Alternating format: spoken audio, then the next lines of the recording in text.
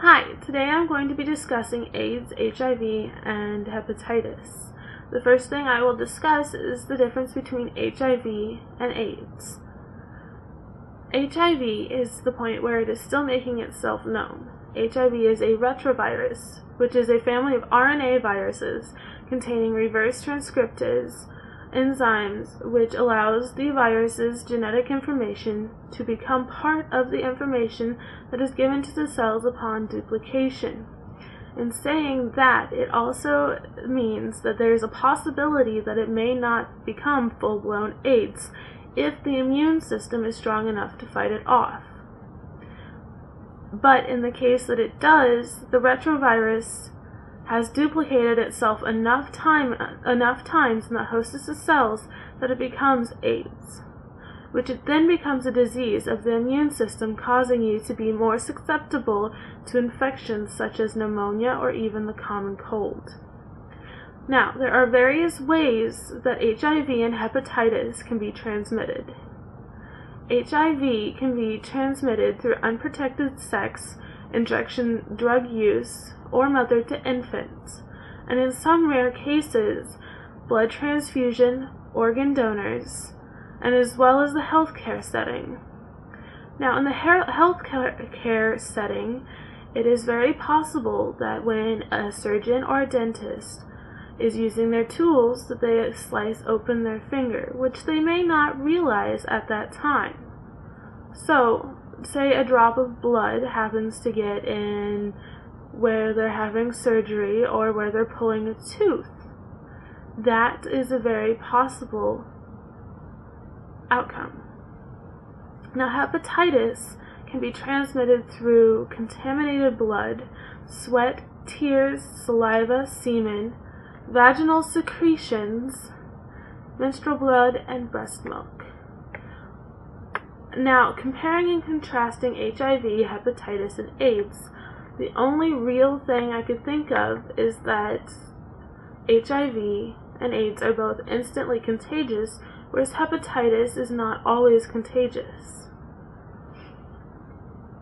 Now, the things that change in the immune system when an HIV patient becomes an AIDS patient is that HIV affects the T helper cells, and eventually, over the course of a few years, will destroy those T helper cells, rendering the body helpless to viruses, and millions of new viruses become present daily.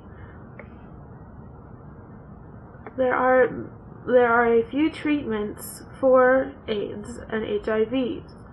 The nucleoside reverse transcriptase inhibitors and protease inhibitors can help control viral replication, restore immune function, and maintain health. But for patients that take these medications for longer periods of time, must take the combination commonly called HAART for highly active antiviral therapy, exactly as prescribed, and if it's not, the HIV virus can become immune to the medication, thus making it less likely that an alternative combination of medicine is able to help. A few precautions to prevent the spread of HIV and hepatitis. You can prevent it by not having unprotected sex, or if you're going to the doctors or getting a tattoo or a piercing, making sure the needle is coming out of a sterile environment or package. If you see someone's bleeding, try not to immediately rush to put your hand over it and stop it from bleeding. I know that one's hard, because if it's someone you care for, you'll want to. And try not to use drugs that involve needles. And if you do, make sure you spend a little extra money to get your own needle. It'll be worth it in the end, I think. Now, with the ages, genders, ethnic groups, and that are most affected by this disease, normally it's the people that are in poverty, such as third world countries, which don't exactly have the amount of stuff they would need. Say a sterile needle for every single patient that comes through.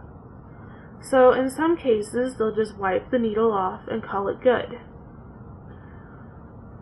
Now, there are other situations, such as when the mother has AIDS or HIV or hepatitis. It can be passed down to the infant. This is where it becomes a terrible, vicious cycle. Now, pertaining to ages, genders, and ethnic groups that are most affected by this disease, there really is not one. It doesn't matter if you're male, female, infant, an old woman. If you have unprotected sex, use a needle in your body that you don't know where it came from, you're likely to have AIDS, HIV, or hepatitis. In conclusion, I hope this helps you throughout the rest of this course.